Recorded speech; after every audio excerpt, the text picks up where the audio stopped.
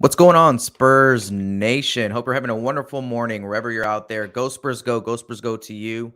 Happy Saturday. I hope you're having a great one. This is the very first episode of the Spurs Tube TV Hotline. Very excited to bring a call-in show. Never done a call-in show before. Thought I'd give it a shot here. So if you want to talk some Spurs basketball and you want to come out on the show, you want to come out on air, go ahead and call the number 210-920-4022. And then I should be able to get your call over here on the other end. And we'll chat Spurs basketball. So we're here to talk preseason. We're here to talk about the first three games primarily, right? We got the Utah Jazz that we went up against at home. Then we went on the road to Detroit. And then we came back home last night and we played Miami.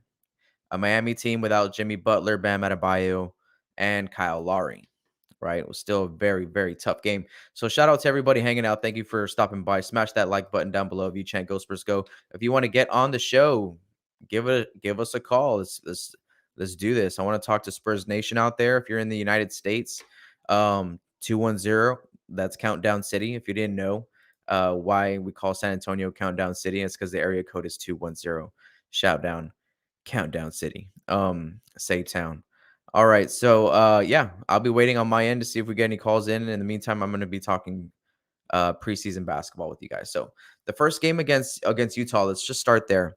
I was able to get a couple of pieces of material out on the channel about my thoughts on what the coaches and the players had to say after that game. And it was kind of the Joshua Primo high, that storyline that was kind of the one that was taking shape throughout the Twitter sphere and whatnot. Was a great night, great shooting night of Joshua Primo. We're not really seeing much of him until the last few minutes of the game, I think, which is telling a little bit for him, and I think he's ready to play. I don't know. You guys let me know in the chat below if you're watching right now. Do you think Joshua Primo is ready to contribute to this team right now? I'm gonna go ahead and put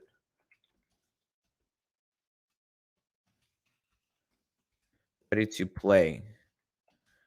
Is Joshua Primo ready to play? You guys want to talk about that? That'll be the topic that we're gonna go on wax on for a few minutes. So if you want to get your opinion on Joshua Primo and if he's ready to play, or should he go to Austin for primarily the majority of this season, there's an argument to be made here. There's a great argument to be made here. Joshua Primo has one of the skills that is in dire need for this team right now, and that's shooting the ball. He's a dead-eye shooter. He's a dead-eye shooter. And if you're looking at our top 4 or 5 guys, not many of them are hitting shots right now.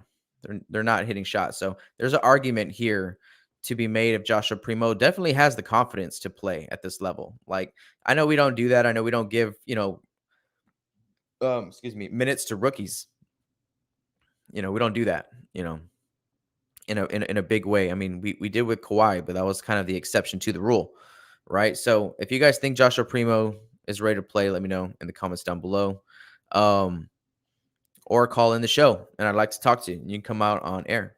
So what's going on, guys, in the chat room? We're doing this live on YouTube, on Facebook, and on Twitch. SpursTubeTv Hotline, episode 1. Thank you guys for hanging out. Smash that like button down below. Chant Go Spurs Go when you do.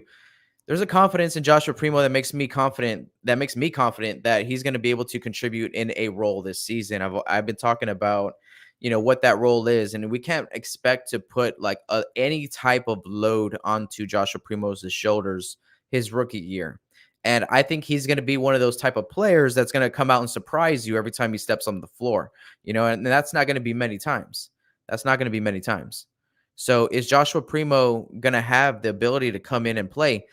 Situational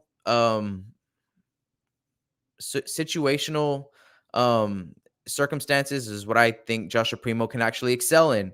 If we need an extra shooter on the floor, we need an extra guard or whatever to just stand in the corner and hit open threes. We can plug him in if we need to. And that's the other thing, is we might need to throughout the season bring him into play if injuries hit us like they do every year. Right? Go Spurs go, guys. Go Spurs go, everybody in the chat room. Um, Tavarius in the chat room is saying Primo over Lonnie. And Lonnie, we'll talk about, we'll save Lonnie Walker for in a moment. I'll open up Spurs Nation hotline, the Spurs Tube hotline. We can talk about Lonnie. We'll kind of go through a couple of players here, and I want to get your takes on it. So Joshua Primo can definitely come in and excel in like a spot up shooting role. Don't ask him to do too much with the ball and putting it on the floor. Just go out there and try to defend. His defense is the obvious area that needs improvement, but it's just the physicality. I think he's a physical guy. He's 6'6". He looks big out there. So I mean, you know, it's not that he's a small guy, he's a big dude, but there's just, strength. There's a strength difference between a 22-year-old and a 19-year-old, 18-year-old, right? Like, there's just a huge difference there. I mean, you know it, right? You went to high school and the guy that was really skinny in high school 3-4 years later was just in the gym every day and just got huge, got swole, right? Well, that's like in the NBA too, right? With age difference, right? So you can tell there's a little bit of strength. There's a strength gap there. All right. So the Joshua Primo was really the story of that opening game against Utah. Had a great shooting night, showed his high ceiling that he has, that there's a lot of potential there, and that he's that modern day point guard. That's kind of what I kind of took away from the draft was Joshua Primo is that modern day guard that we don't have. We have these, Derek and DeJounte, who are like these defensive juggernauts types of guards that the modern NBA is turning into a point guard shooting league. Like you need a point guard who can shoot the three. You need a point guard who can bring the ball up and just kill you, right? Like from beyond the arc, that has that range, has that confidence, and that playmaking scoring ability. You kind of need that. That's why, the Houston Rockets put the ball in James Harden's hands when James Harden was there in Houston, and that's why you have guys like Luka Doncic, Trae Young, these Damian Lillard, right? Across the league, Steph Curry, right? I mean, yeah, you can go from the top, but you can go from the bottom up too. Like De'Aaron Fox is a great shooter. Tyrese Halliburton is a great shooter down there in Sacramento. In New Orleans, I don't know who the point guard is right now in New Orleans, but you got to have that great shooting guard in the modern NBA to get you buckets. And it's because the ball's in his hands most of the time. And if you wonder why it's the point guard, that's why. It's because the point guard has a lot of responsibility. Back in the day, the point guard used to have to be responsible about like getting everybody else involved, initiating the offense, knowing your teammates, setting people up, and then getting yours when your numbers, when your times are, when those opportunities show themselves. But you were like third or fourth down the list in scoring. If you're back in the day, the old school point guard, the modern point guard needs to be able to score the ball at will. And I think Joshua Primo brings that to the table. So if there ever is a day where DeJounte um, or Derek are no longer on the team, it's Joshua Primo who's going to be that point guard.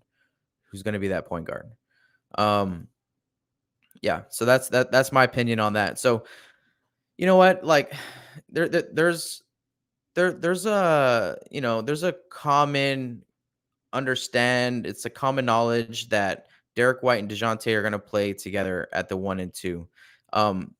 Right now, I want to make the case for Derek White and kind of the shooting slump that he's been in the past 2 or 3 games, right? He hasn't really shot the ball at all. He hasn't shot the ball well at all this preseason. And that's okay. I want to tell you guys one thing. That's okay. It's not a big deal. It's not a big deal if you shoot the ball well or not in preseason. As long as when the season starts, you're getting into some type of rhythm. And no one, unless you're a shooter, which Derek White is not a pure shooter. He's a playmaker. He wants to take you off the dribble. It's going to take a little bit of time for Derek White to get it going. But I have all the confidence in the world in Derek White. Let me go ahead and put this banner up here.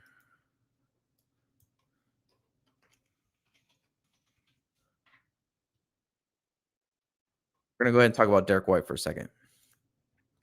So Derek White's having a rough preseason. That's okay. Let's give him time to get his feet under him.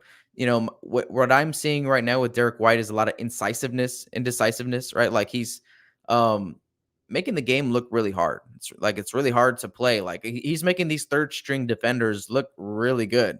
And I think that's because, Derek White is he's forcing the issue a lot of the times and possibly making, difficult decisions on reads when heading to the rim. Ends up going into two or three guys all the time. It's like, there's a better play out there somewhere.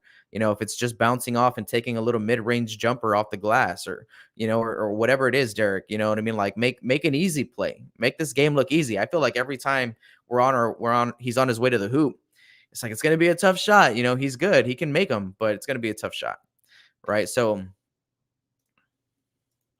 Derek White is going to be a very important piece to this offense, very important piece to the defense as well for the season. And I think the team is ready to give him, a lot of responsibility. And I just hope that, this is a lot of rust getting shaken off right now for Derek White. There's nothing like game time minutes. There's nothing like game time minutes. And I think Derek White is kind of soaking those up right now, getting his feet back under him. It's been a while since he's played an NBA game. Let's not forget that. It's been a long time. Um, and he's been healthy in the first three games. So let's just take that as a huge positive with Derek. I think his shooting woes will come back to norm, regress back towards the norm there with Derek White. I'm not too worried about it.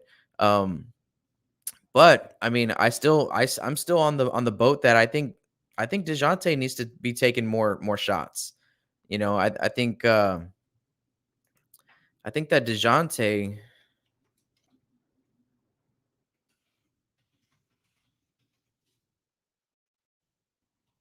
I think DeJounte Murray can come in here and start taking a lot more shots. And I feel confident right now in DJ's ability to knock him down beyond the arc as well.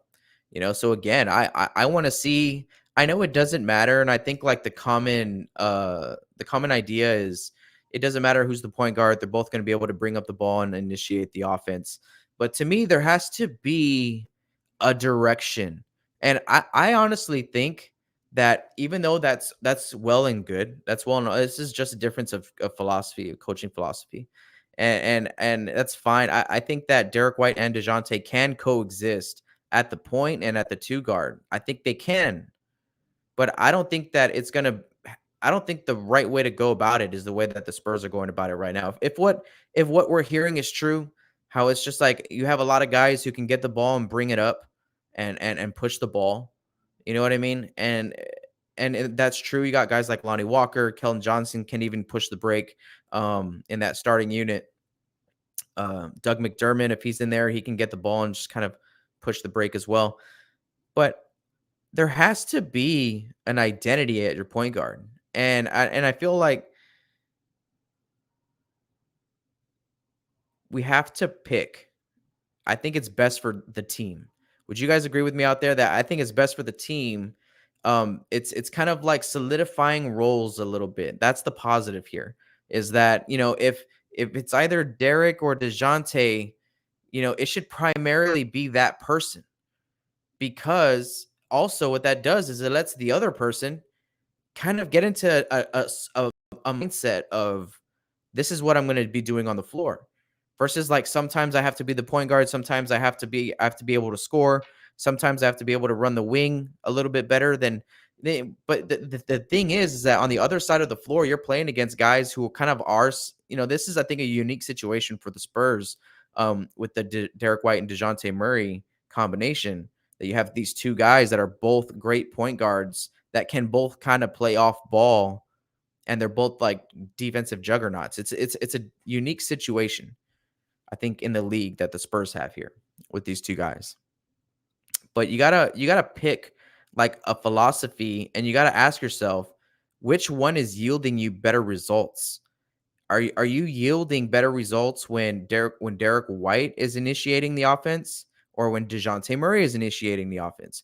In which scenarios? I mean, you go back and you look at it. You go back and you look at the tape. You go back and you look at the tape, and you're just like, okay, Derek White on ball, produced this many positive possessions. DeJounte on ball, whatever, and then off ball as well. And you kind of compare the data. You have to compare it but you have to get a sample size, and we don't really have a sample size right now at this current point in time. It's just preseason. But my point is that I feel the Spurs would be better off if they can just pick a point guard. You're the point guard, you're the shooting guard. You worry about coming off ball, you worry about initiating this offense and be looking for that outlet every single time from off the rebound from the big so you can get out there and push the break. I think that just helps our players. It doesn't hurt our players. And it's not about, oh, like spreading the ball around and getting everybody their touches and everybody can bring it up. And I don't think that's going to be a recipe for success. Now, sure, in transition, big man gets a rebound. He's looking down the floor. He sees Lonnie Walker like breaking out early, and he just launches it to Lonnie Walker and says, "Let's go. Let's push the break." Absolutely, and we're playing fast. We'll talk about that too in a moment about how fast we're playing, which is great to see. Um, but, we can do that type of stuff where the big gets that rebound and outlets. But I think when it comes to half court offense, when it comes to once transition has slowed down and you got to bring the ball out, you got to run some offense, you got to do something like that. I think there should be a primary PG and a primary shooting guard between these two guys. And I think either way you go, it's a win-win. It's a win-win. We kind of know Derek, in theory, has a better 3-point shot. In theory, because if you want to look at the real like shot count, they're not that far apart. DeJounte and Derek White aren't that far apart. It's just like, wow, Derek is a way better shooter than DeJounte. I know the argument is like if that's the picture, but it's not.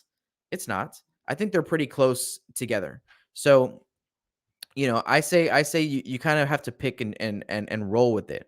We got to make a choice. We can't leave it all up to just, oh, we'll see kind of how it goes and we'll see if they figure it out because man, these first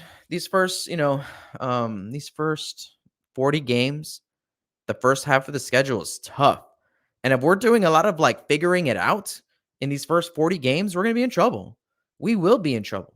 And it has nothing to do with this preseason basketball that we're playing. I'm just telling you, I did a series breakdown, a schedule breakdown on this channel. You can go and look at it. Those first 20 games, those first two episodes are really rough. And we cannot fall way below 500 in those first 40 games. So we need to kind of come into the season already knowing like this is what we're going to do. Not we're just going to spread the ball around and kick and pass and everyone's going to get shots and it's going to be all kumbaya because I feel like that might be the attitude right now. I see like the plan is kumbaya, which is great, right? Spurs basketball, great. That's fine. You got a lot of guys that haven't had the opportunity, so it kind of needs to be this way.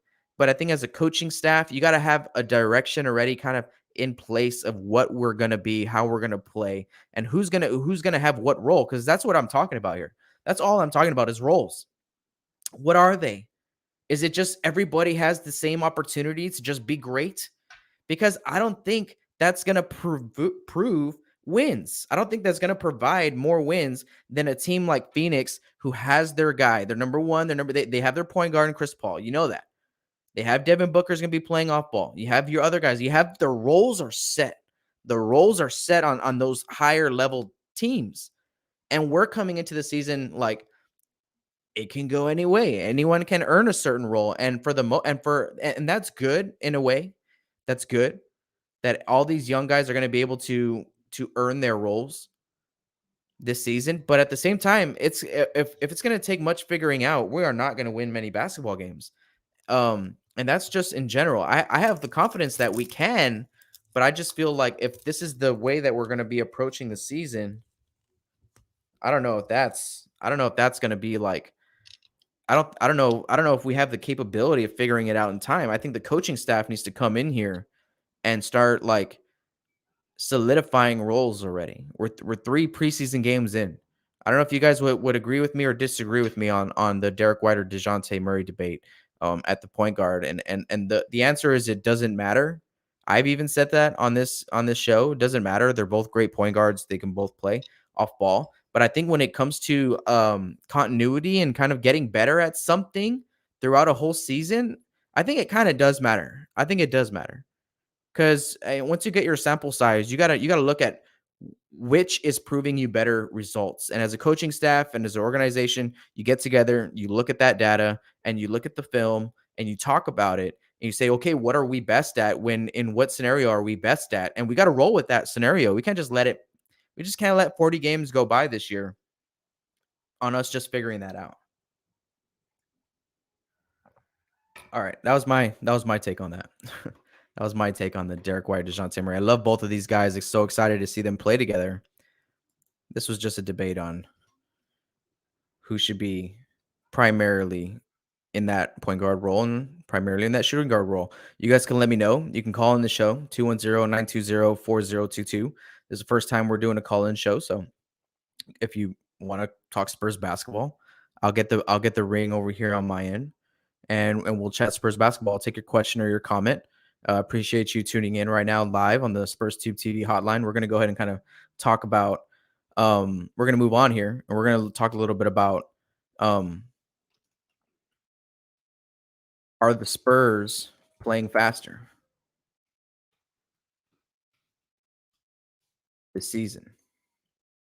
I want to know, those of you guys that have been able to tune into some of these games. Some of these games have been hard to catch. I understand that too. I've been finding ways to watch them. That first game I didn't get to watch at all. Excuse me. The game against Detroit, I was able to come in the second quarter. And then this game against Miami, I was able to see the whole game. So I was able to see the whole game against Miami, which was interesting. Now, are the Spurs playing faster this season? Let me tell you something that I've seen in these first few preseason games. I've seen something in these first few games that I haven't seen in years from the San Antonio Spurs. Literally, in years.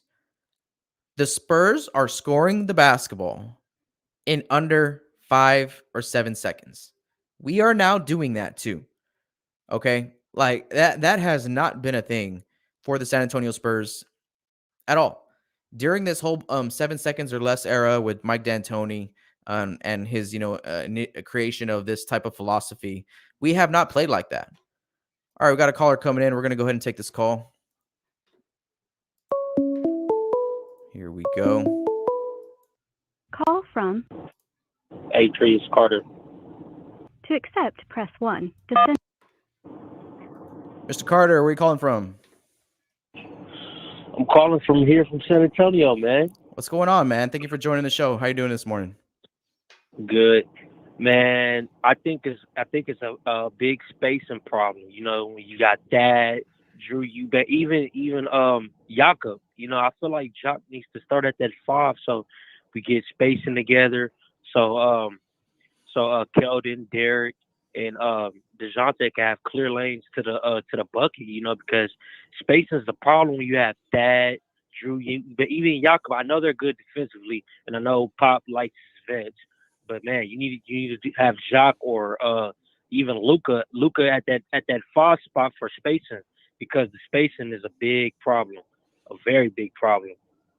So, what do you like in that starting unit when they're going to be if Derek and DeJounte are going to be on the floor together and they need that spacing? Is Dougie McBuckets your answer, or what do you think the Spurs should do to kind of create it? I feel like Doug is the answer, but his defense is a very big problem right now. I feel like you need to put Devin at that 3. You probably have to put Keldon at that 4. He might get beat some nights, but I think that's what you need to do in order to keep spacing right. Because you look at every other team has spacing. Mm-hmm. Every other team can shoot threes. They shoot threes on us like with ease because they have good spacing. Yes. So that's what we need. So I feel like you put Derek and DeJounte in the backcourt, you'll be fine. You have your defense. You can still have your scoring. They're gonna knock down threes. They're rusty right now, but they're gonna eventually knock. I expect Derek to knock down his threes, even though he's shooting terrible right now. Yeah, he's coming from injury. I expect him to shoot better. DeJounte, I expect him to shoot better, and Keldon, I expect him to play better. I don't know how I feel about Lonnie. Lonnie, it seems like his confidence is off. That's what I'm getting at, because I don't think it's his skill. I think it's his confidence. You can kind of tell in the way his play style has been, his body language has been, his confidence has been way off. And you kind of seen Pop took him to the side and talked to him. You know, his confidence is kind of off. So I think he needs to just build his confidence. I think the Spurs, you know, and the organization needs to talk to him about, you know, hey, like, just play your game, settle down. Don't try to force nothing. You don't have to force nothing. Make the smart read. Just impact the game. That's all you have to do. Just impact the game. So I think that's what they just need to tell him and get his head on the swivel. Yeah, Lonnie, it changes game to game, right? I don't know if you would agree with me there. Some Yeah. nights he comes out with this swagger, and then sometimes he comes out like, I don't know if I'm even in the right spot right now. Yeah. But I think it has a lot to do with spacing as well because, you know, Lonnie, you've seen a lot of play with, you know, he played a lot, you know, in the rotation with Dad. So I think it might could be spacing, but I feel like it's more confidence, you know? Yeah. I think his confidence is off. Okay, so 2 questions for you before I let you go. One, are you willing to put Jakob on the bench to open up spacing at that 5 spot to start the game? Yes, because Jakob is an offensive liability. His offense, he hasn't improved his offense. You kind of seen the first 2 preseason, he hasn't improved on his offense.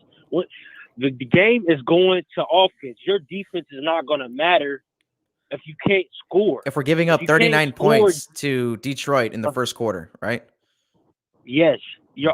I mean, but that's because you didn't play Jock. You didn't play Jock you didn't really play Luka that second game against Detroit. You played Dad. Yeah.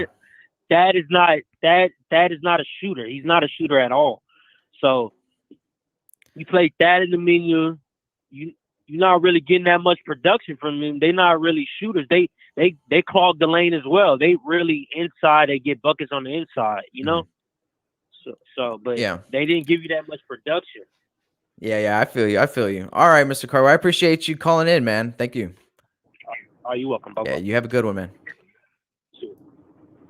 Go Spurs, go. All right, Mr. Carter coming in, giving us our take, giving us his take that spacing is the issue. That spacing is the issue with this team. And look, we're struggling getting to the paint against like third string guys, and I think that's something that he mentioned too. It kind of feels like the other team's third string players are shooting better than our starters. I don't know if you guys saw the Miami game last night. Jesus, man. Yurt 7 guy, right? Like out of nowhere, just starts laying 3 balls on us. You have this other guy, Suso, something like that. These guys I've never even heard of before are shooting the ball better than our starters are and our bench players are. Like literally, it was a little bit embarrassing in that way. And shots are going to go up and down. That's just something that we got to know throughout a season. Sometimes the shots are going to fall. Some nights they're not. Now also, there was some mention on Thaddeus Young, right? So on Thaddeus Young, and Al-Farouq Aminu, I think that right now the Spurs are doing like good business. The Spurs are doing good business and getting them minutes and trying to get them reps so they can, one, get back in shape and also increase their value maybe to get moved. All right, we got another call coming in here. Call from. To accept, press 1. To send a voicemail, press 2. Let me see. I couldn't get the name coming To in, but let's go ahead and press see 1. To send a if we voicemail, can press 2. we can get caller through. Okay. I've sent the caller to voicemail. Goodbye. Oh. Call got sent to voicemail. If you're trying to call in right now, go ahead and give us a call back. We'll get you on. We'll get you on the show. Alrighty. So, Thaddeus Young, yeah, I think it's just the Spurs doing good business right now. Doing good business and trying to get them as much rep as they can, right? All right, here we go. We got caller coming back in.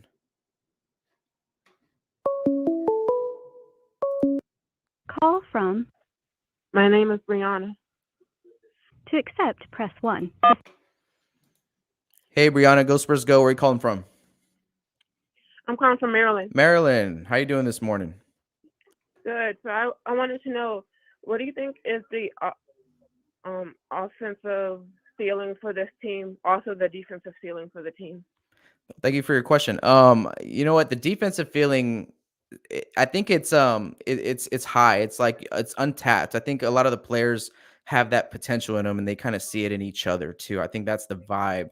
Is like, yo, we can be really good defensively, right? Um, Now offensively, I've kind of been talking about, it's still a question mark through these first three preseason games.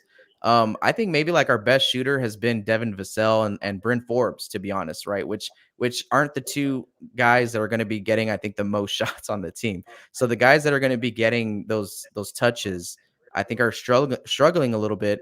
Brianna, do you have a take on this? Like, what is your feeling so far this season with this group? Um, I don't, because I haven't been able to watch any of the games, Mhm. but I want to know what's your realistic expectation um as far as how long it will take us to try to gel in the regular season. Yeah, that's a great question. For the Spurs, I mean, if you've been a Spurs fan for a while, we know that there's some important gelling going on during the rodeo road trip, right? That it's Yeah. kind of like a halfway mark and a little bit past the halfway mark, right? I think believe it's in February. So we go through a whole half of the season, and then we really get something going on that road trip. Um, but that was different, right? That was our big three. They were a different animal. That was Tim, Tony, and Manu. And I don't think it's fair for us to kind of give that certain timetable to this team, because I honestly think it can be faster. But like I was kind of saying earlier on in the show, is that I think it's going to depend on who gets established into what role, right? It's like, is And I think mhm. the beginning of our schedule, since it's pretty tough, I think that will give us a good indicator of how tough this team is, like as far as facing the upper echelon teams. Since we come out against Dallas, I think, right, and like we get the Lakers and Milwaukee, like in the first handful of games, Mhm. that will be a good test. Yes, no, that's a great point. We will be tested early. Yeah, we don't, and that's kind of why I'm a little unsettled right now, is that, we got to have something going, because we are going to be tested early. If we take our sweet time trying to figure this out, the schedule might get away from us. That win and loss column might get away from us. But Right. I And have as much as I have confidence in the group. sorry, I'm sorry, what was that? I was just gonna say, as much as I love Rudy and Patty, and I think all the burn their young guys will be helpful in getting that gelling to happen quicker. I think. Yeah, it's definitely a possibility.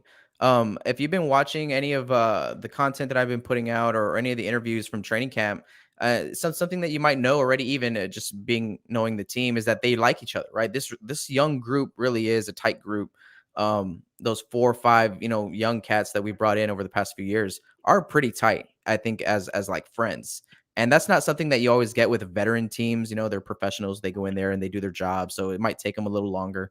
But I think everyone really does. DeJounte Murray has mentioned this too. Everyone wants the best for each other.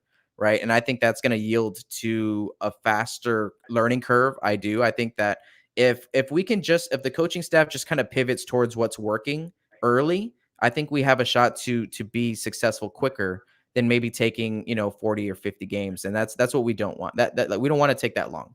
We want Yeah, to hopefully it we only takes like 15 or 20. exactly. We want to be battle tested, right? Like through this tough schedule that you were talking about. Like, let's get battle tested. Let's go against the toughest teams in the league, and let's see how we do. And it might not be great, but hey, let's learn from it, and let's get better, right? As the season Right. goes on. All right, Brianna. So thank you for calling in. I appreciate your question. Thank you. Go Spurs, go. Yes. All right, guys. Thank you for calling in. Got a couple callers here. Thank you, Brianna, for stopping by. Yeah, so realistic expectations with this schedule and this group. Um, there's something brewing here with the continuity of this group. I don't know if you guys would agree with me, but they really do like each other. And like Keldon, Devin Vassell, DeJounte, we mentioned, had a little bit of a rough summer, but I think he's right there with that group. In like just they're all like around the same age. I think he mentioned that too, and that they all just kind of enjoy being around each other. Now it's about who's going to step up on the basketball court, because the reason why I'm saying that's important when talking about continuity and building something positive as the season goes on. You're gonna take wins, you're gonna take losses, just like anyone else. Unless you're one of the great teams that ever played together, which we've had a couple of those, right? The Spurs have had a couple of those, like close to 60-win seasons, right, and stuff like that, where we're just wrecking everybody that steps in front of us. We've done that. We've done that. But that's not going to be this team this year, at least. Maybe in a few years of playing together, that they can actually be that good of a team. Now, when talking about this season, like our realistic expectation to where we can be come like playoff hunt, right? Like maybe like 60 games in, 65 games in, right? We're talking about, the latter months of the season. Where can we be if we can get it together in this first 20, 30 games and just like be around 500? In those first 20, 40 games, just be around 500. Even if you're like 17-22 or something like that, you're only like 5 games away. You can chalk that up to, wow, we just had a crazy schedule and we're only this far away. And in the third quarter, if you will, of the season, things lighten up, and the fourth quarter gets a little tough again, but it's pretty light down the end as well. We can get better quick. And that's the other thing too. And I mentioned this on one of the schedule breakdowns. Brianna, thank you for the question. It was a great question, Brianna. I mentioned this on one of my other schedule breakdown episodes, is that you don't want to play against scrub teams. As a coach, I'm telling you, from my coaching perspective, you want to go in going against the best. At the high school level, the coach that I was a varsity assistant coach. Our varsity coach would go and make the hardest schedule that he can make. You play against the best teams in the valley. When you go into tournaments, try to go up to play in some of the top tier tournaments in the state. You know what I mean? Like, you try to get battle tested. Why? Because you're going to get elevated. You're going to get elevated because you're going to compete harder than you have to against. You just play against a scrub team. If you're playing against a scrub team, you're not getting all that better. But you have to get battle tested in order to grow. And I think the schedule is providing that battle for us. So if these young guys get together quick and get it together, there can be a high ceiling, but there can be if shots don't fall, I'm telling you, it's going to be a rough season. If shots don't fall, we're going to play great defense. We can be in games, but you need to score the basketball. It's how you win games. It's how you win games at the end of the day. Defense gives you the best chance to win a game, but you still have to score the ball to win. You have to score more points than they do. Yeah, sorry guys, it's getting a little dark in here. I had the blinds open really quick. I'm gonna open up some light in here really quick, and I'll take about 5 seconds.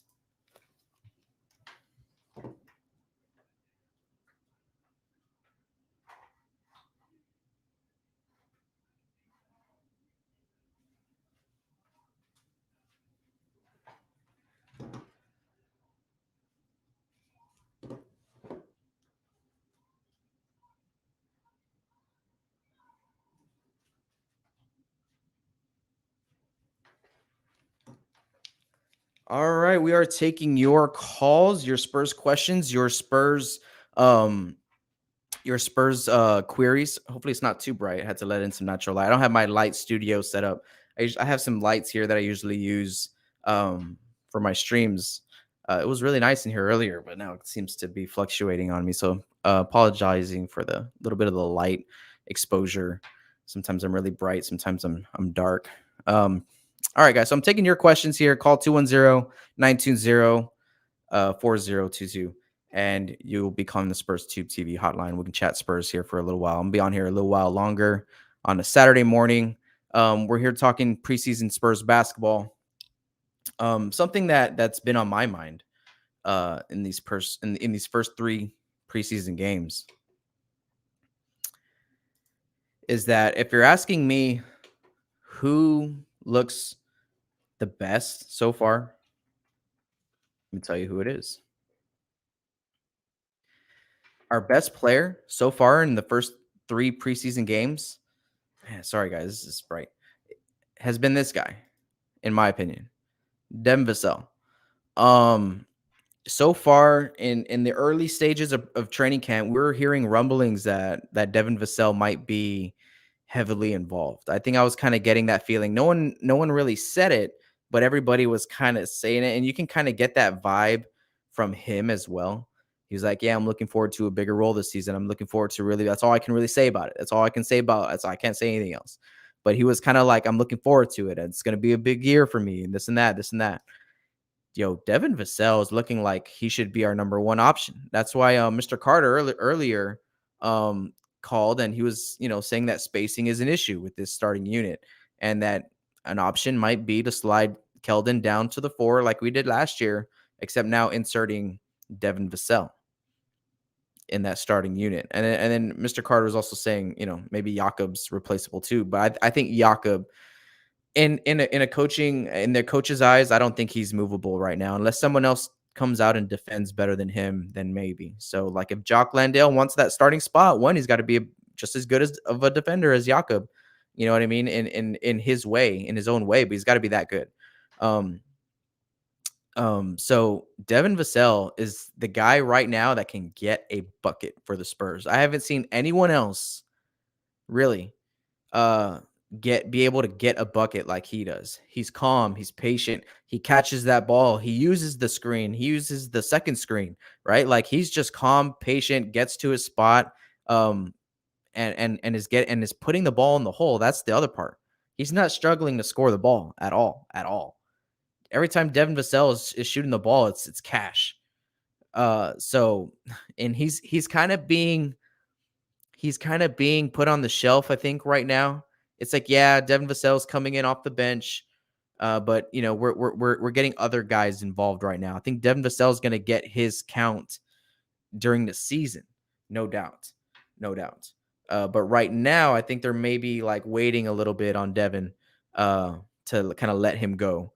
But I'm telling you, there's something about Devin that tells me, and I've kind of been comping him to a young Ray Allen since he entered our squad. Since I've been seeing him play in a Spurs jersey, I've been saying, wow, this guy can really score. He reminds me of a young Ray Allen, the way he can just get to a spot and get his shot off, and he's just a heady scorer in that way. To me, he's been showing that. To me, he's been showing that he can be maybe your number one guy. Is that crazy for me to say? At least in these first three preseason games, while DeJounte's had a good game 1, didn't play really in game 2. He played all right last night. DeJounte was good. Derek White's been struggling. Keldon Johnson really has been all right as well, just kind of been all right. Devin Vassell has looked pretty spectacular in the minutes that he's been playing. So Devin Vassell, if he comes off the bench or starts, I don't know, but you got to be going to him about every dang time that he's on the floor. And that kind of goes to the question, where does that leave Lonnie Walker? And I think that's up to Lonnie Walker. Like we were talking about earlier, Lonnie Walker has this confidence seesaw thing that we see on him, and I don't know why, and maybe it's just game reps that he needs to get that swagger and kind of put it on a certain level consistently. He needs a season, and a lot of these guys I'm telling you, they need playing time. They need playing time to just kind of get battle tested, test them, like prove to themselves. Like it takes a season, guys. It really does. Preseason is just about conditioning, really. And I'm seeing that too. A lot of these guys don't have their game legs under them. They're playing hard, but they don't have their game legs. And I think that's kind of what this first 3 preseason games have been about. We'll see what happens over the next 3 or 2 preseason games. We got Orlando, and then next Friday, Spurs Tube TV is having the first after the buzzer of the season. So make sure that you tune in this Friday to catch the final preseason bookend show against the Rockets. Myself and Ethan Quintero from SSPN are going to be on that show. It'll be right here on this channel. You can go ahead and scroll through the channel. You'll see the after the buzzer slate for this month. So make sure that you hang out during the show.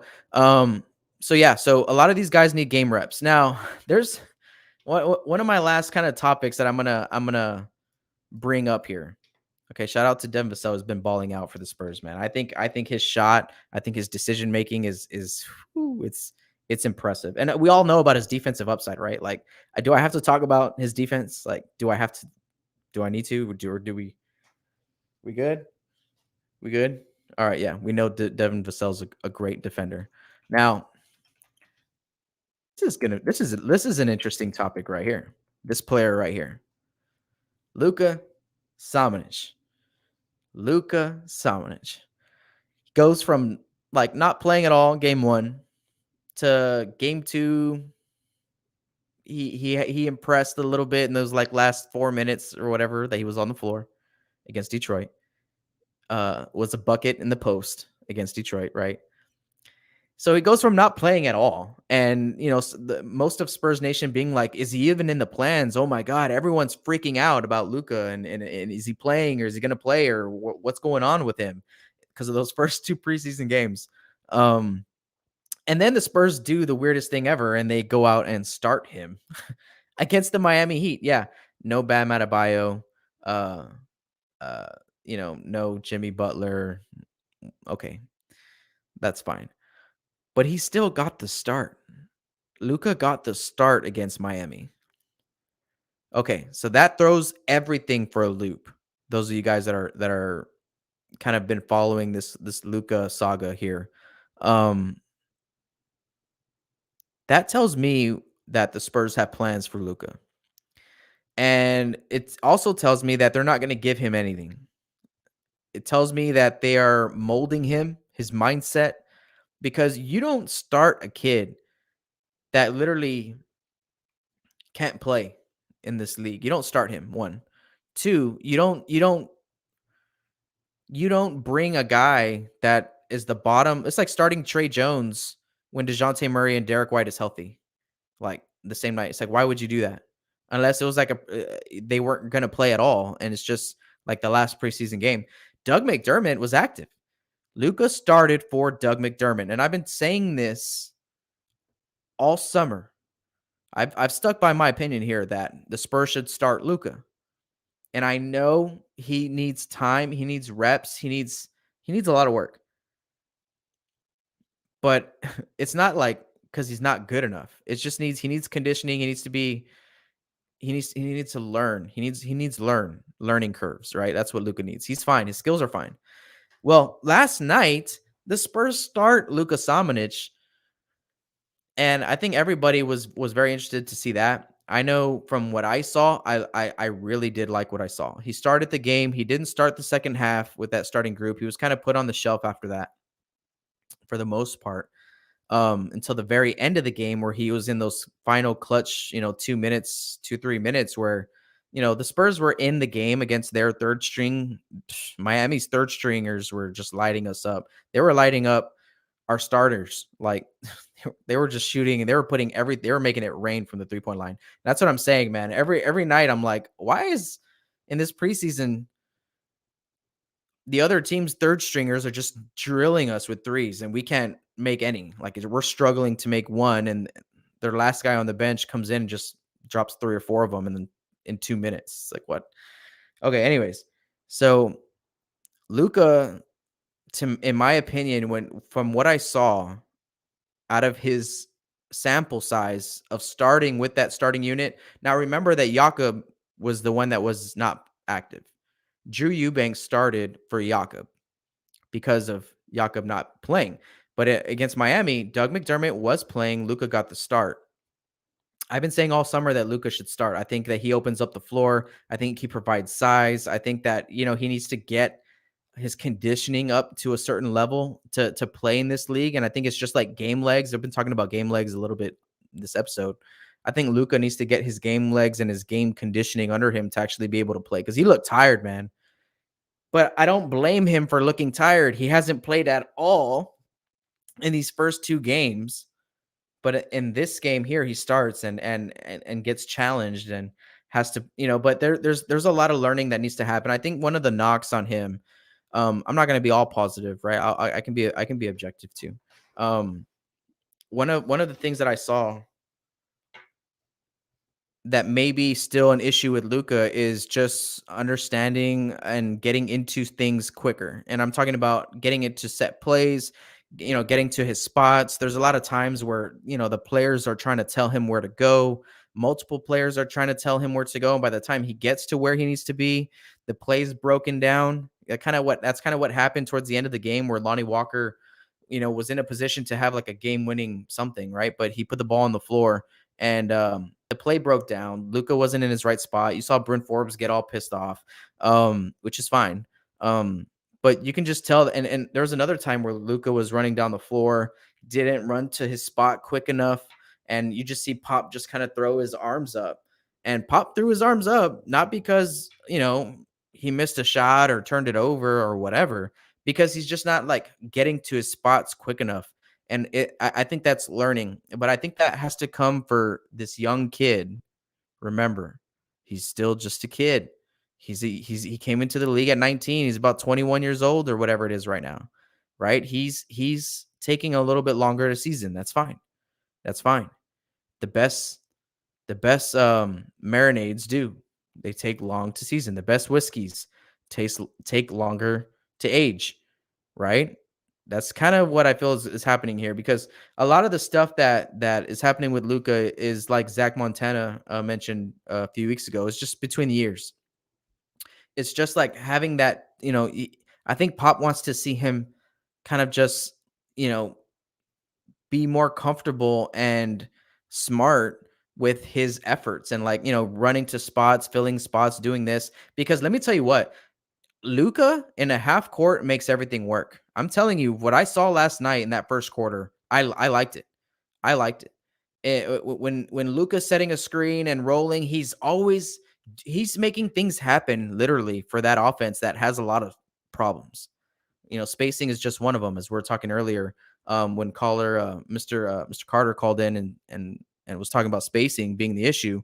Luka fixes a lot of that. I don't know if you saw that as well. Like it's not always like popping out to the three. He'll pop out to the short corner. He'll pop out to the middle. He'll pop out, like he'll just be moving all around the floor, and he's finding open gaps. And to be honest, I think it throws our players off a little bit. Like, oh wow, he's open. Should I give him the ball? I don't know, because they're not playing with a lot of players that are getting open. Like Luka does a fantastic job at finding areas on the floor to position himself in to be open. That's why, like, when you're running on a fast break with Luka, he's always like a beneficiary of a good pass to finish at the rim. That's because he puts himself in these great positions to be open. And sometimes that's at the three. He needs to shoot the ball with more confidence. And he finally hit a 3-ball last night. So I was joking with my wife. I was like, babe, hopefully that opens up the floodgates. Luka hit a 3 last night. It was kind of a crucial 3. It was to kind of get him back into position to maybe close out that game. But Luka hit that 3. So, I don't know. So hopefully his shooting improves. But ultimately what I see out of him, I really like. But I understand why Pop and the coaches are still a little frustrated with him, and maybe he's not getting certain playing time, is because if you put him with the starting group and he can't execute your offense like you want it to, like it needs to be, you have to be able to execute the offense in the NBA in order to be good. I mean, the defense is going to be too tough. If you can't come in here and execute your offense, you're going to have trouble, right? And Luka, to me, that's the issue. All right, we're going to take our last caller here, and then we're going to go ahead and wrap it up. Call from. This is Drew. Drew from the... To accept, press 1. To send a voicemail, press... Drew, go Spurs go. You're on the show. Hey, man, you're like one of the best breakdown guys out there. I mean, that dude from Spurs Talk, he ain't got S on you when he comes down to breakdown. That guy probably can't talk on a mic. He can't actually, because I remember in 2004 he tried to do a podcast. It was terrible. But hey, okay. That's neither here nor there. No, well, he's kind of maybe autistic. I appreciate the compliment. Thank you. Yeah, I'm just kind of dig on that dude because he's kind of a little pompous kind of guy, Oh, okay. He says stuff like the good guys, the bad guys when writing his copy. Anyhow, your take on, I think I'm pretty know your take on. Okay, let's put this A or B. Is Pop not playing Primo in the preseason because he's as part of some kind of plan because it's the preseason and he's not going to do it? Is it an indicator of that he's you don't know, or is it B? Is it a thing of things to come? Is he going to freeze Primo up in the and the hinterlands of Austin, because I see where it's kind of Pop going back to his old ways. I mean, he does have a skin in the game where he wants to get, I think, that all-time record. Yeah. And is he going to wait to get the all-time record and is going to be Pop as usual? And he's going to say, well, I got plenty of time for these rookies to develop after I get what I want. I get mine, and then they get theirs, right? Because, I mean, I'm kind of confused. I mean, 22 minutes. We already know what, I mean, like saying his name. I don't want to say Bryn Forbes. We know what he brings, right? We know what the vets bring. I thought the point of this whole thing, and in this preseason, even though it's precious minutes in my mind, that Primo, he just had a breakout game. It's clear he's better than Forbes. He may be better than White. He's definitely better. He's better than Lonnie Walker. It's just like this doesn't happen in any other team. I don't know. And then after yesterday's game, instead of talking about it, and none of the pool reporters ever really questioned him about it, he starts talking about Columbus Day. It's like, what are your thoughts? Yeah. Okay. So it's a little bit of both. I think that the plan is this season is not going to be Primo heavy. And I kind of feel like, again, I think it's the coaching staff kind of saying, look, this is our plan, right? We're going to give minutes to these guys like Lonnie Walker, guys that have been here a few years. I think the Spurs do that. And we're not like other teams where, a rookie like Joshua Primo, which I agree with you that his shot, I would say, looks better than, more than half of the guys on our squad. It looks his clean. Poise, yes, his release, his handle, the way he moves. Yes, it's special. It's special. But let me tell you where the bumps in the road come. The bumps in the road come when this 18, 19-year-old kid has to endure an 82-game season, has to endure traveling on the road, has to endure playing against the best in the world every single night. And it's not that I don't think he can meet the challenge like talent wise. You're absolutely right, but I'm not so sure that he or any young player. It takes a really special player. And there are special players out there that can do that, but I think it takes a really special type of physical specimen and all that type of stuff to be able to endure that type of load. And especially if you're going to be given like a responsibility on a team, like, hey, Joshua Primo, you're our best shooter probably right now, but can he handle a full season of, I think he gets burned out. I think any rookie probably gets burned out if heavy of a load is put on him. And I think the Spurs know that. And I think that's why the Spurs are just so like, okay, we'll take our time with you. Okay. What kind of load are you talking about here? Well, I think that 10 minutes on.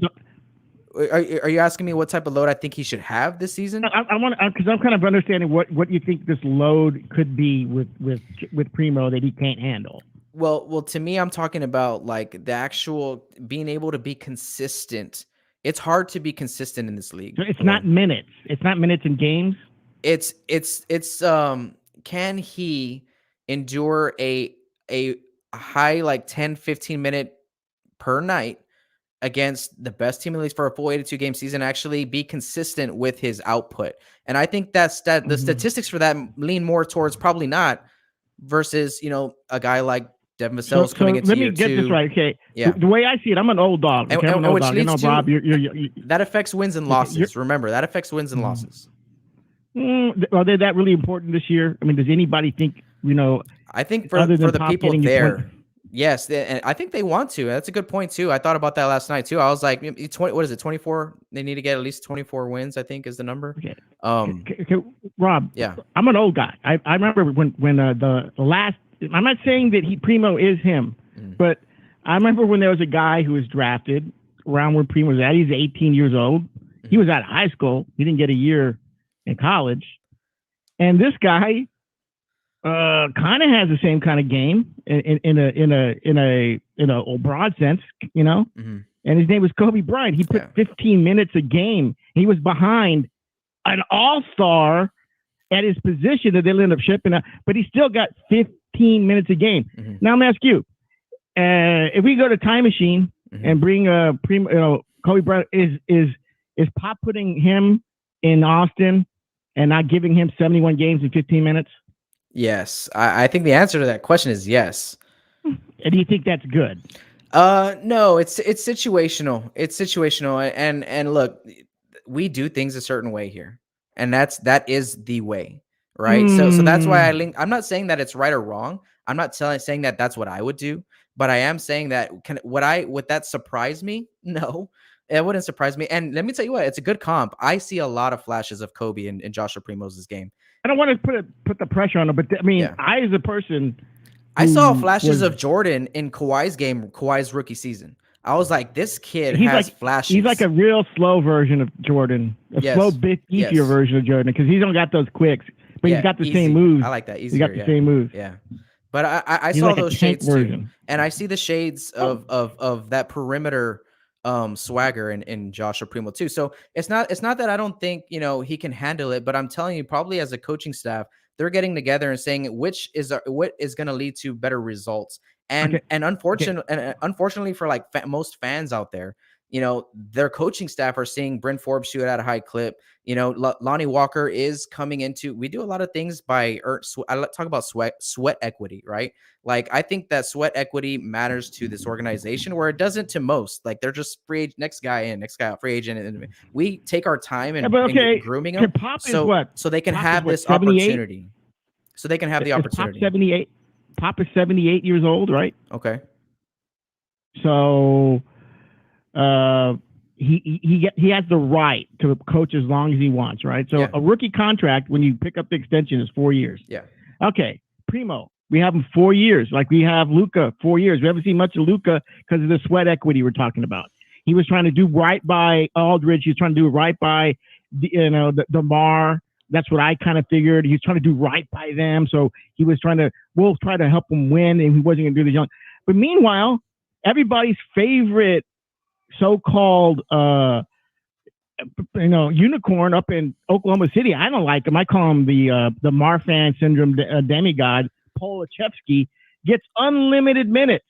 And I think in my mind, a person like Luka kind of all he has to do is stand next to Polachevsky. He has confidence in the game, saying, well, you know what? I could probably beat this dude 10 times out of 10 on a one-on-one in any gym anywhere. And here I am trying to put in the sweat equity. And now we get some broken down dude from Chicago. He's been in the league 13 years, and he gets minutes over me. Talk about Thaddeus Young over me, and we can. Yeah, we don't need no Thad Young here. We made an need of him when Tim and Manu were here. I was like, sure, can we trade for Thad Young? He'd make a great backup point guard, or a power forward or a power forward, whatever. But that was 13 years ago, dude. I don't think we know what he brings. He's not going to have the idea a big role. I don't see Thaddeus Young being on this roster that much. What we should have is out of the team, off the roster, in some kind of trade. Having him around is not a bad thing. I'll tell you that though right now. Having him around and being in a rotation is not a bad thing. It's not. But why? If you're because he brings a lot of things to the table, honestly, that this team needs a lot. And not for what? Needs for what? Needs for what? On the court. On the court, veteran leadership, rebounding. I don't know if you saw him play last night. He was rebounding very well, where we've been struggling, especially at the depth. We don't have depth. And look, I don't think Thaddeus Young is even going to be on this roster. Okay, so I don't want to, but I will say, I wouldn't mind having him on the roster. Now, Luka, yes, he has unlimited potential. He's been putting in that sweat equity, but also Luka has just been developing. He did need that development time to get bigger, get stronger, and to how many minutes has Luka played in the NBA? Has he played more than 300 minutes in the NBA or less? No, but what we got to remember here is that this is the Spurs, and this is in Oklahoma City. I know. This is in Oklahoma City. I mean, how many minutes?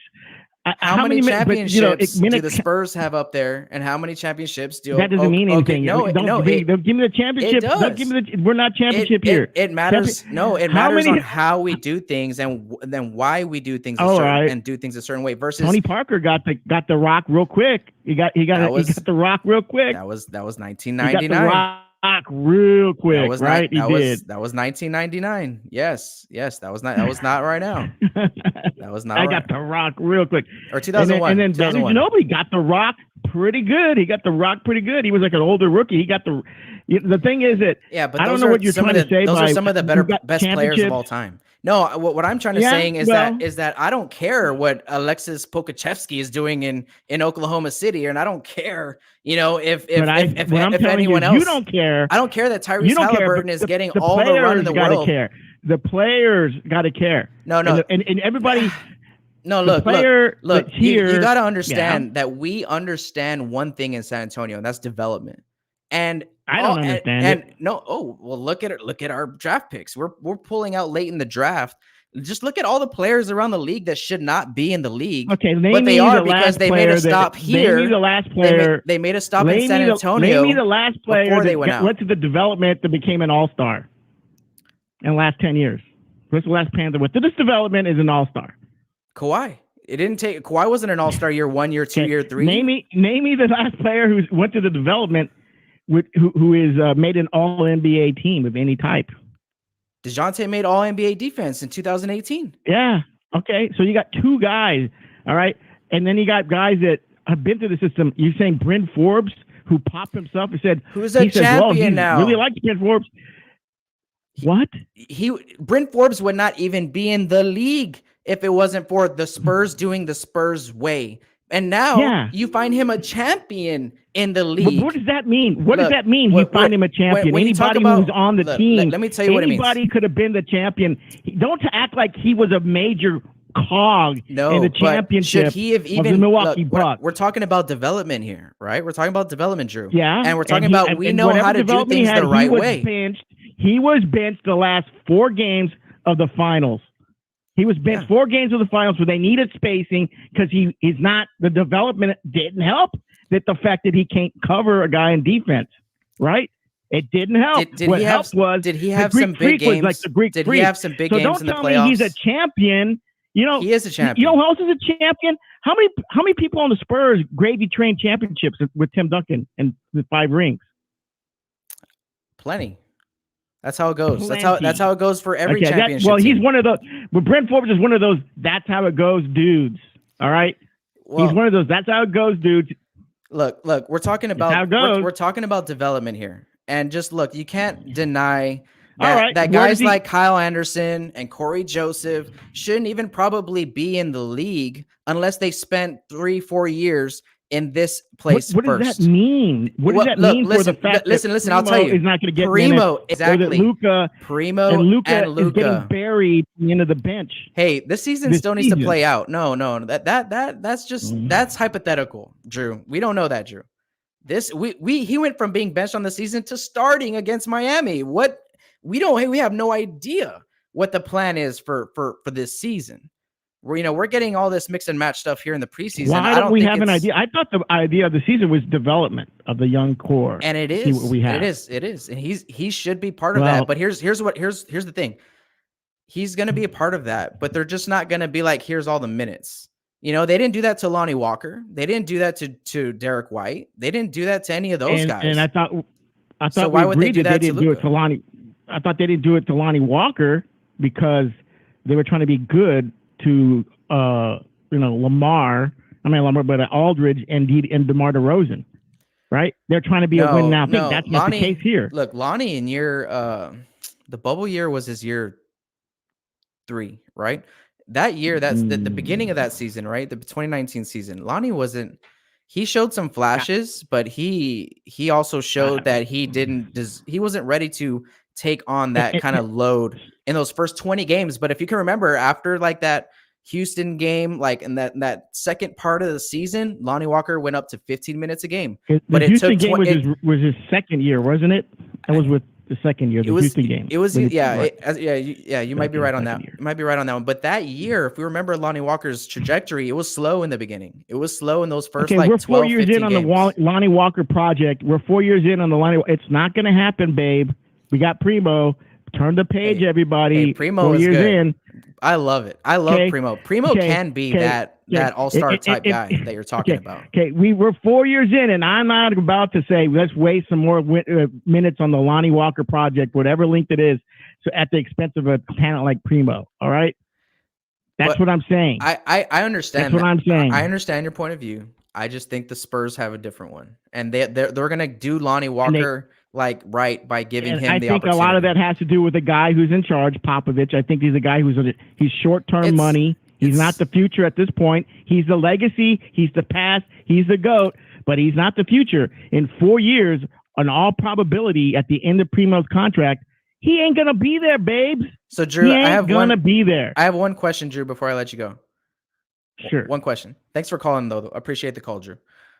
Would you say that this team can get Pop to that all-time win record? This team right now. What were they projected at? The over-under was 28? Yes. Right, in Vegas? Mm-hmm. And he needs how many more to go? I think it's under that. It's like 24, if I'm not mistaken. 24, I would 25. say the probabilities there, it's probably 3-1 yes. All right. I like it. 3-1 yes. But that's, I think regardless of what he does, if he just plays the young guys, 3-1 yes, right? Mm-hmm. If he plays all the old dudes, then it's like he's guaranteeing himself that, and that's what my point at the beginning. We don't have many old dudes. There are a few. Well, the two old dudes. If he's giving heavy minutes, old dudes need rest. They need rest throughout a season. So the young guys will get opportunity. He's giving heavy minutes, and let me make it. If he's giving heavy minutes in lieu of developing people to people like Bryn Forbes and people like Thad Young, and he's even on this roster. And maybe they trade for another vet with these people that we have right now. We don't know what they're going to do. They could trade Thad Young. They could trade somebody. We don't know. They could bring in another dude, right? And that's another guy who gets minutes from no. He can guarantee himself getting the 20 wins, right? Mm-hmm. That's what I'm saying. Well, that would be before the trade deadline. Is that his plan? That's why I started this off. Is that his plan? I'm good with it. Just let us know. This whole CIA thing, I'm kind of sick of it. It's like Pyongyang. We're trying to get word out of Pyongyang out of this thing. It does nothing good. I'm in Houston. I have to get a VPN and go through Canada to watch this dang team. I mean, a lot of everybody's team is on, NBA League Pass. And I got to make sure that the other team is playing and I can get that team's League Pass. And then their social media stinks. The way they've shut down this interaction, it's done no good. They get no traction on any social media. You're a guy, they post their own accounts, post up. You get more traction than some of their own posts on their own YouTube channel. Oh, yeah. It's like this whole thing is backwards. This whole thing needs to move on. This guy's been here a long time. It served us well when we had the GOAT, Tim Duncan. But this is a new age, new kids. We got to move forward, and the future isn't this dude. I respect the dude, but I see his shortcomings. And no, I don't owe the team. But goddamn, I've been watching this team since 1987. Well, Drew. 1987. Well, Drew, I feel you on my sweat equity in this team. Drew, I feel you on trying to watch Spurs games when you're not in San Antonio. That is it's like you're in the Matrix, man, trying to find a way to get that done. But Drew, man, Ed, I appreciate you. Yeah, go ahead. Ed, call in and see what you got, boy. You think you can do better, Ed? Or anybody else in the chat? Give him a call. That's why he has it here, man. Don't be. Let me put it here. Don't be shy. Don't be shy. Hey, we're all Spurs Nation in here. We all have opinions on this and that. That's what makes it great. So I appreciate you, Drew, calling in, man. Thank you. All right. Adios. All right, guys. So that was interesting. Hey, and that's fine. That's fine. Drew has a different opinion than me, and I tell you guys all the time, if you have a different opinion than me, let me know in the chat. Let me know if you agree or disagree with anything I say. Now, where I want to just tie that bow up really quick, that my point was that when we develop and take our time to develop players, we do things the right way. And you just look at all the players across the league that are now in the league because they've been here first, right? From guards to big men, right? So, I think, in my eyes, that's what we're doing with Luka, and that's what we're gonna do with Joshua Primo, unless Joshua Primo comes out and makes himself like irreplaceable. irreplaceable on this squad. And will he get the opportunity to do that this season? I would lean more no. I would lean more towards the Spurs are gonna put him kind of on this like shelf and kind of like standby. If we need you, we'll pull you. If not, we'll throw you back to Austin. While they give Lonnie Walker that opportunity. Here's another thing. Lonnie Walker hasn't gotten this opportunity before. So yes, we've had 3 or 4 years on this Lonnie Walker experiment, but he also has not had like this type of role and run that I think he's going to get this season. So we got to wait and see for Lonnie. And I think that's what we do. I think we wait and see. All right. So appreciate you guys stopping by. This was an awesome Saturday Spurs Tube TV hotline. Had about 3 or 4 callers. Thank you guys for calling in. Mr. Carter, Brianna, Drew, thank you guys for giving me a shout. We'll continue this next Saturday. You guys keep calling. Hey, we'll talk Spurs basketball all day, baby. So I appreciate it. Thank you guys for hanging out. Go Spurs, go. This has been Spurs Tube TV. Make sure that you guys subscribe to the channel. We got post games coming for you all season long. We're not going to cover every single game, but we have plenty in there for you guys to come hang out with. Again, I do Spurs film room breakdowns. Thank you, Drew, for the comment. Drew started off by saying that he loves my channel and my content, all that stuff. So I appreciate it, Drew. And Brianna and Mr. Carter, thank you guys for hanging out with us this Saturday morning. All right, guys, I got to get back to changing a couple diapers here, and I'll be back with you guys live on Tuesday. Okay, so go Spurs, go. Make sure to go to SpursTubeTV.com and check out content from myself and from other Spurs creators as well. All right, thank you guys for hanging out. Go Spurs, go. Chant Go Spurs, go when you smash that like button down below. Sends that good juju out to the rest of Spurs Nation. This was a very fun episode, so I appreciate you guys for stopping by. Adios, Spurs Nation. Go Spurs, go.